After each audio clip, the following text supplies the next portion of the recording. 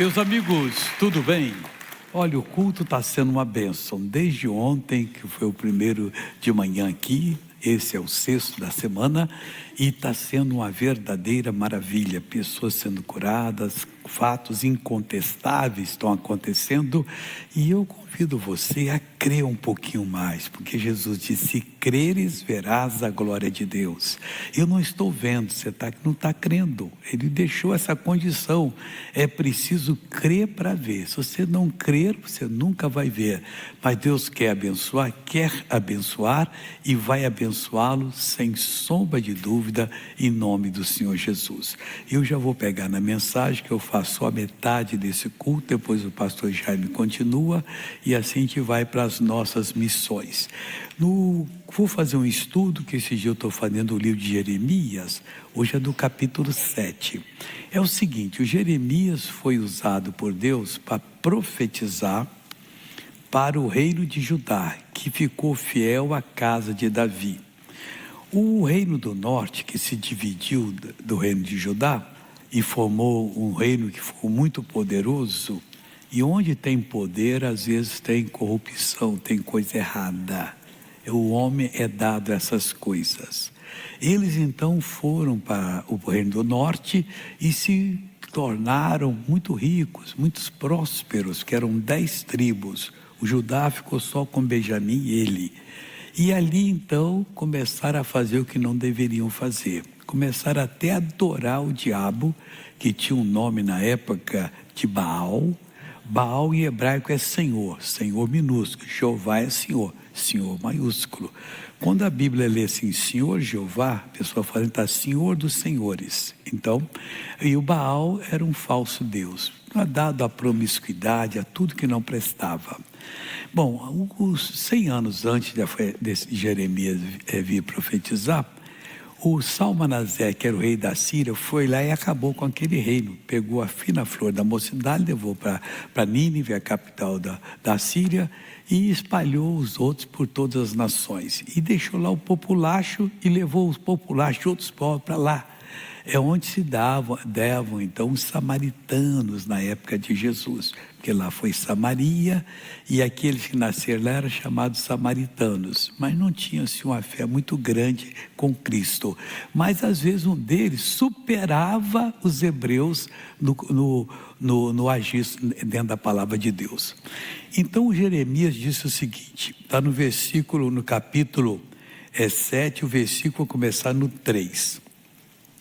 Assim diz o Senhor dos Exércitos, o Deus de Israel: melhorai os vossos caminhos e as vossas obras, e vos farei habitar nesse lugar.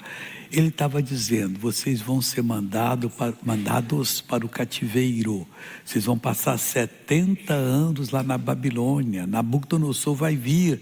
Por isso eles prenderam ele, quiseram matá-lo, o homem sofreu muito. Ele é chamado o profeta das lágrimas, porque ele falava chorando, volte, volte. E Deus está dizendo para eles aqui, assim diz o Senhor dos Exércitos: melhorai os vossos caminhos e as vossas obras, e vos farei habitar nesse lugar. Mas deram bola para o que Deus falou? Nem um pouquinho. E o que aconteceu? Aí ele continua dizendo, não vos fieis em palavras falsas, dizendo, templo do Senhor, templo do Senhor, templo do Senhor é este, porque aquilo ali tudo ia acabar. O templo de Salomão seria destruído completamente por Nabucodonosor. Hoje você vai a Israel, não é o templo que está lá, é uma igreja, uma outra religião que apegou o local do templo do Senhor e fez. Porque o Nabucodonosor mandou derrubar tudo, queimou tudo e fez a coisa. E por quê? Porque eles não quiseram obedecer. Tem gente que quando abre a Bíblia, vê uma palavra de repreensão. Não quero isso. Queira, porque Deus está falando com você. Fala, Deus, fala comigo. Me dá um entendimento. Às vezes vai na igreja, o pastor está pregando exatamente que a pessoa tem que se arrepender. Eu não quero saber disso, mas todo dia na mesma tecla, é dando talvez Deus a última oportunidade para a pessoa, como deu para eles. Mas, versículo 5 agora, se deveras melhorardes os vossos caminhos e as vossas obras, se deveras fizerdes juízo entre um homem e o seu companheiro, se não oprimirdes o estrangeiro e o órfão e a viúva, nem derramardes sangue inocente neste lugar, nem andardes após outros deuses para vosso próprio mal, eu vos farei habitar nesse lugar, na terra que dei a vossos pais de século em século. Mas não quiseram ouvir. Irmãos, Deus está avisando a gente, você imagina, do jeito que a gente morre, a gente continua. E às vezes não dá nem tempo para poder, não, na última hora eu peço perdão. Não é bem assim não. Até hoje, se você pedir perdão e não crer, Deus não lhe der a capacidade de crer, você vai ter que conversar com Deus mais um pouquinho. Está faltando você explicar algumas coisas.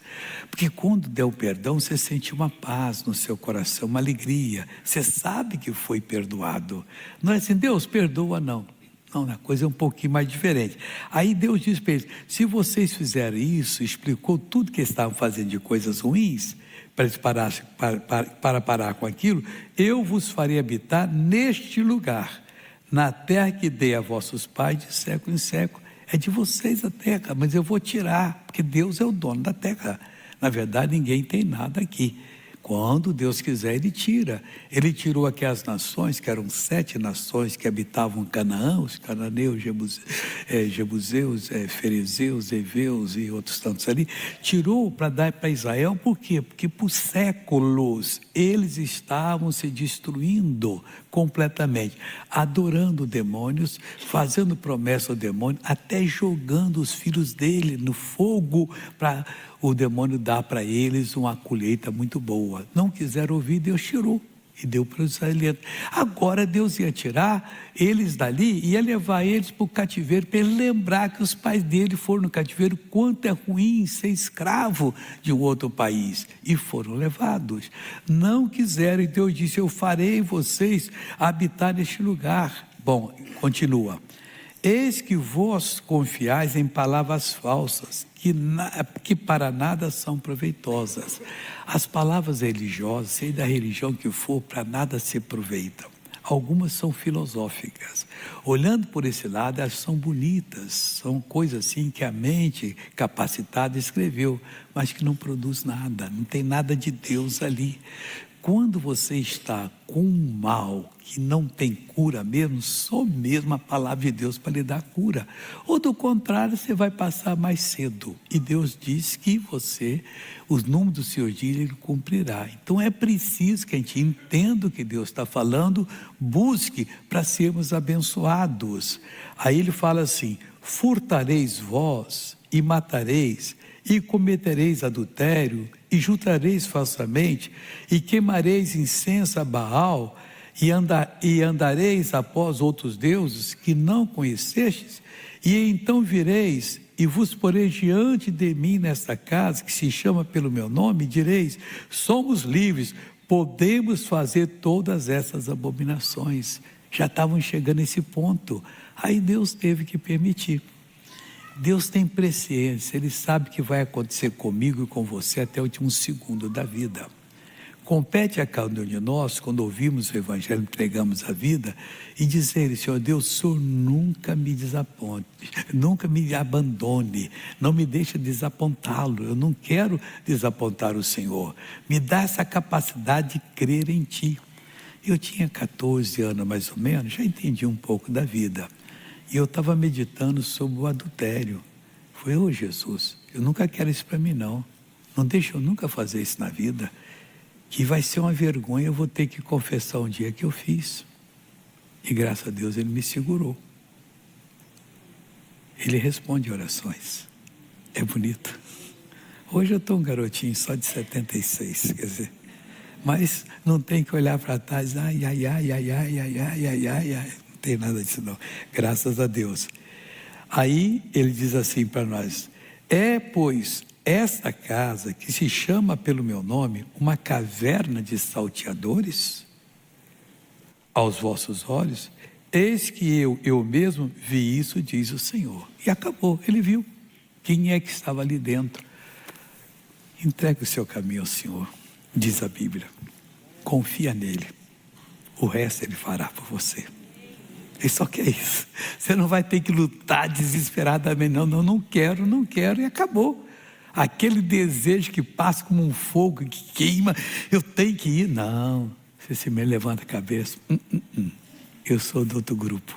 E graças a Deus que você será. Amém? Vamos agora para Lucas 17, ver o que nós temos agora para aumentar a nossa fé, para em seguida nós fazermos a oração e você ser abençoado. Lucas 17, começando no versículo 11, a cura dos 10 leprosos. Como é que se deu essa cura? Está escrito aqui, e aconteceu que, sempre a Bíblia fala isso, aconteceu o quê? Porque tinha que acontecer. Deus tem presciência, irmão. Assim como o diabo planeja algo para a sua vida, e Deus sabe, Ele já planeja a sua libertação. Não importa o que fizeram contra você, que o arruinou, acabou com a sua família, acabou com os seus bens, acabou com a sua saúde, você pode recuperar tudo de novo, porque se Jó pôde, Deus deu o dobro e colocou isso na Bíblia, é o exemplo para nós podermos reivindicar. Nós não somos melhores nem piores do que o Jó, cada um de nós é diferente, mas é igual ao mesmo tempo, só pensamos e decidimos um pouquinho diferente. Então aconteceu que, indo ele, Jesus, a Jerusalém, passou pelo meio de Samaria e da Galileia. Então ele estava vindo para o sul, devia estar bem no norte, teve que passar pela Samaria e também pela Galileia para acontecer isso. E levantaram a voz, e entrando numa certa aldeia, saíram-lhe ao encontro 10 homens leprosos, os quais pararam de longe. Uma vez Jesus passou também por Samaria, não sei se é o mesmo local. E quando chegaram lá, os samaritanos não deixaram entrar não, porque estavam parecendo que ia para Jerusalém. Havia uma briga, é eterna essa briga lá, tá? Entre o povo de lá e os hebreus. Os samaritanos surgiram como, já expliquei aqui, quando o pessoal do reino de Davi resolveu gritar independência, eram 10 tribos, saíram de todo Israel e fundaram o reino de Samaria, que também chamava Israel, chamava Efraim, esse reino, ou também reino do norte, tinha 4 nomes. Aí prosperaram muito. O Salmanasés veio, pegou aqueles que eram mais sábios, mais próximos, mais estudados, que tinham profissão, e levou para o reino dele. E deixou aqueles que nunca quiseram fazer nada lá. E com esse pessoal, sabe, chega até gente que tem maus costumes, e ficaram lá. Ele pegou dos outros povos, gente igual, e mandou para cá, para esse local. O Judá ficou sozinho e cresceu. Depois que eles foram para o cativeiro e voltaram, o Judá também cresceu. E por que foi cativeiro Judá? Porque fez a mesma coisa de Samaria. Foi do altar de Baal, fazer coisas erradas ali, aí foi para o cativeiro. Voltaram depois e começaram então a tomar conta daquela parte lá. Os samaritanos não gostavam dele e recusaram Jesus. Dessa vez não. 10 homens leprosos que estavam em seu lugar ficavam juntos porque não podiam viver nas cidades, eram expulsos. Os quais pararam, entrando numa aldeia, saíram-lhe ao encontro 10 homens leprosos, os quais pararam de longe, não podiam chegar perto. Por isso que eles pararam de longe. E levantaram a voz dizendo: Jesus, mestre, tem misericórdia de nós. Parecia até que ensaiaram isso. E o que ocorreu? E ele, vendo-os, disse-lhes: ide e mostrai-vos aos sacerdotes. Esses tinham a obrigação de verificar. E aconteceu que, indo eles, ficaram limpos. Na hora que começaram aí, um pouquinho olharam, eu fui limpo, todo mundo ficou limpo. O que deveriam fazer? Voltar onde estava Jesus e mostrar: obrigado, o Senhor nos curou. Precisa mostrar ao sacerdote, aí ele vai dizer: precisa, isso é da lei. Quando ele mandou, ele sabia que eles iam ser curados. Quando Deus manda uma pessoa fazer uma coisa, ela pode crer: eu vou fazer, Deus está com ela. Mas se ela duvida, quem vai me dar os recursos? Quem vai fazer isso? Conta-se no Rio, não vou falar com a igreja, que tinha uma igreja que o pastor cresceu lá muito no Brasil. Isso há muitos anos. Eu era neném, talvez, quando ele já era pastor lá, mas eu conhecia o tempo dele. Aí um dia ele estava começando a igreja ali com os obreiros. Ô irmão Francisco, você vai pregar sábado na casa da irmã Maria da Penha, tá? Fazer o culto lá. Sim, senhor, muito obrigado. Vai, tá bom. Aí ia falar assim, ô pastor, e a passagem? Ô Francisco, pensando bem, não é você não, é o irmão Márcio que vai. Você vai. Porque a pessoa tinha que servir a Deus lá, não tinha salário. Eles eram, vamos dizer assim, voluntários. E eles estavam sendo treinados. E ele não cobrava nada. Mas ele queria que pelo menos pagasse a passagem. Nem se ele quis pagar. Aí ele trocou na hora. E era exemplo para os outros. Você quer servir a Deus? Deus disse, Deus abre a porta. Mas missionário vai gastar do dele. Eu não sei se alguém depois vai chegar conversando com ele. Isso aqui é para você pessoalmente que Deus mandou entregar. Acontece isso. Um dia aconteceu comigo lá nos Estados Unidos. Eu tomei até um susto. Eu estava no hotel, tinha uma convenção. E eu então tinha um ônibus que estava ali e pegava. Então eu entrei no ônibus, sentei e sentou um grandalhão do meu lado. Vai escutando. Eu estou aqui, daqui a pouquinho havia a mão dele passar assim, em cima da minha perna, em cima da minha. Olhei para ele, ele foi e abriu a minha mão. Aí deixou um negócio aqui e falou comigo, isso é para você. Eu, obrigado. Fiquei cismado com aquilo. Primeiro cismado quando um homem vai passar a mão na minha mão. Que negócio é esse? Aí coloquei um negócio no bolso. Isso é um bilhetinho? O que ele mandou? Aí cheguei lá e fui ao banheiro. Entrei na casinha, meti a mão assim. Quando eu olhei, era uma nota de $100. Acontece isso. Quer dizer, você vê, o meu almoço estava pago, o meu jantar e o meu café da manhã. Não pedi nada, mas acontece. Às vezes Deus faz as coisas assim. Eu não sei como, mas esse aí disse que ia passar. Não, Nelson, não, é o irmão Márcio que vai. Ele perdoou a oportunidade dele. Faça para Deus sem pedir nada. Se é um médico, a pessoa não pode pagar uma consulta, consulte. Reserve um tempo para você atender as pessoas. E quando atender, não corra também não. Faça a coisa direitinho, igual você faria com aquele que paga a consulta integral. Respeite a pessoa humana. E quando Deus toca, vai e ajuda. Bom, continuando aqui agora. E aconteceu que indo eles ficaram limpos. E um deles, vendo que estava são, voltou glorificando a Deus em alta voz. Aleluia, glória a Deus. E chegou perto de Jesus. O que ele fez aqui agora? E caiu aos seus pés. Olha que gratidão. Com o rosto em terra, dando-lhe graças. E este era samaritano, que não gostava dos judeus. Jesus era judeu. Tinha aquela rixa, como tem hoje, tinha aquela rixa. Sabe o que Jesus falou? E respondendo, Jesus disse, não foram 10 os limpos? E onde estão os 9? Queriam fazer a mesma coisa. Uma vez, no início do meu ministério, Deus estava curando muita gente de surdez. Eu fiz uma reunião no Maracanãzinho, estava lotado, hiperlotado. Até nós pedimos ao administrador lá, deixa o pessoal entrar, eles vieram de longe. Mas pastor, se der um tumulto, não vai dar tumulto, aqui é um culto. Ele deixou. Depois disse comigo assim, só pôs 25 mil pessoas, mas não fala para ninguém não, hein? Eu orei para a surdez, irmão, para não mentir, 500 pessoas, mas me tiraram o aparelho e balançaram dizendo que estavam curados. Aí depois eu perguntar na igreja, quem foi curado de surdez? Eu não tinha nenhum para dizer, eu estava lá, eu fui. Eles foram curados mesmo, mas a ingratidão é muito grande. A pessoa procura a Deus porque está precisando, mas depois não sabe chegar e dizer muito obrigado. É como o doutor. Ah, mas eu paguei a consulta, claro, ele vive daquilo. Você fez certo pagar.